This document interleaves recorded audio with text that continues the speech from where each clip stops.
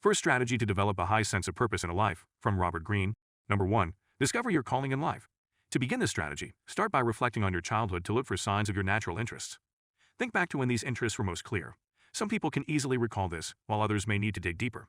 Look for moments where you felt particularly drawn to a certain topic, object, or activity. Pay special attention to the type of play you engaged in as a child. Marie Curie, Anne Chekhov, Steve Jobs, and Tiger Woods all had moments that sparked their lifelong passions. At 4 years old, Marie Curie was transfixed by the scientific instruments in her father's office. And Chekhov felt a thrill when he watched his first play at a theater in his hometown. Steve Jobs was captivated by the electronics in a store window. Tiger Woods was amazed by his father's golfing. These sudden moments of strong attraction happen without any encouragement from parents or friends. It's hard to explain why they happened. It's as if something outside of our control was at work. Look for moments in your life when something felt natural and easy. This shows you can handle the challenge of practice and don't get as easily discouraged by criticism.